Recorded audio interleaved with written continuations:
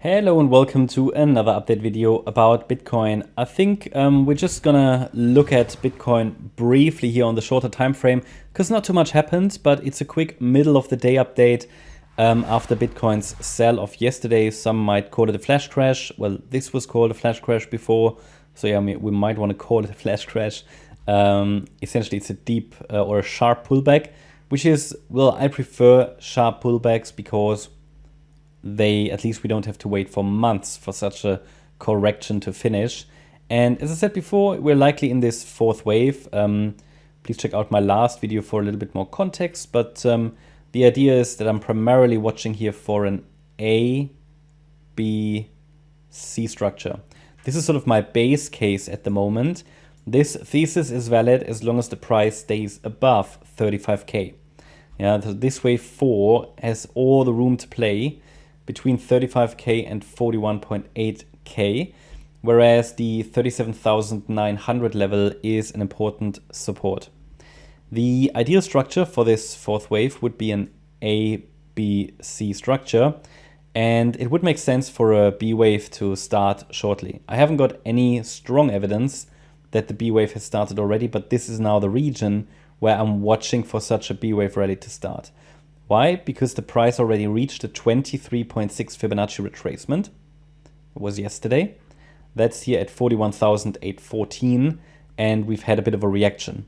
The price also has avoided to break to the downside of this ascending broadening wedge. And an A wave is technically complete. An A wave only needs to have 3 waves. We have 3. Okay, one more low is possible. A waves can also have 5 waves. If that happens, then I would at least only expect one more marginally lower low, and then that B wave rally, then a C wave down. Bear in mind that a wave 4 is boring and can lead to overshooting B waves and a lot of fake outs and stuff like that, which will be very, very frustrating. So just mentally possibly prepare for that.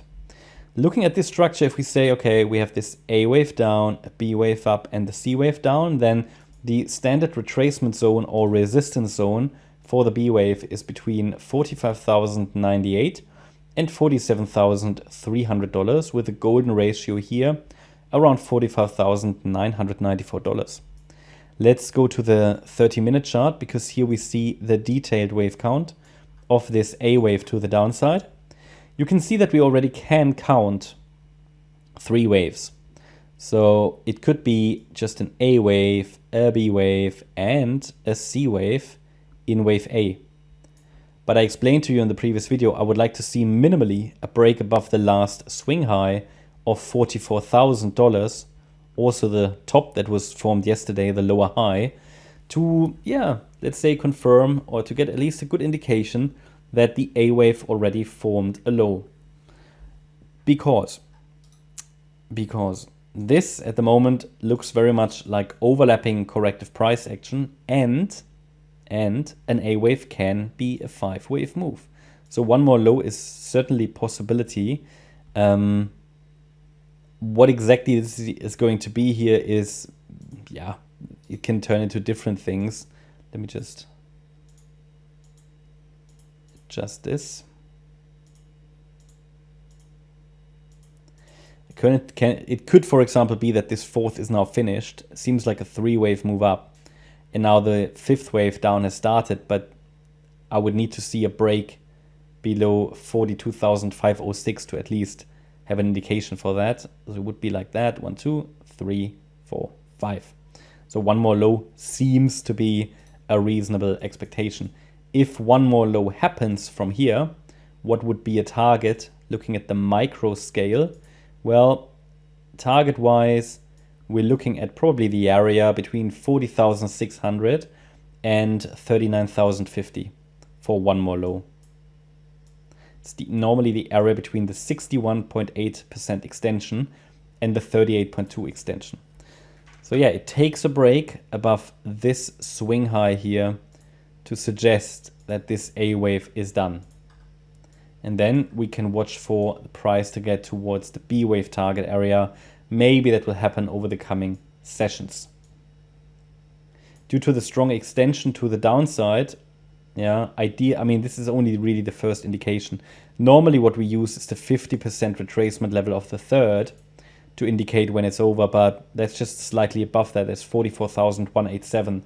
But let's see, it's already very close to the next fib level, so to the next, to the larger box anyway. So yeah, I would like to see a sustained break above the last swing high to have an indication that the B wave has started. And then we just need to look at the structure.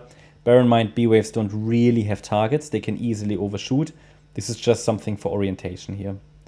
So yeah, and again, my perspective is valid as long as the 35K level holds. Below that level, we might be dealing with a much deeper pullback in a B wave, which would also be a bullish scenario. But in the most straightforward scenario, which would also be quite good for the altcoins, the price is now here in this white ABC structure in a wave 4. That's my update about Bitcoin. Hope you liked the update. If you did, please hit the like button, leave a comment, and subscribe. And if you really like the content, then please check out the channel membership. Also, make sure that you follow us on Instagram and Twitter for additional content. Thanks a lot for watching. Bye-bye.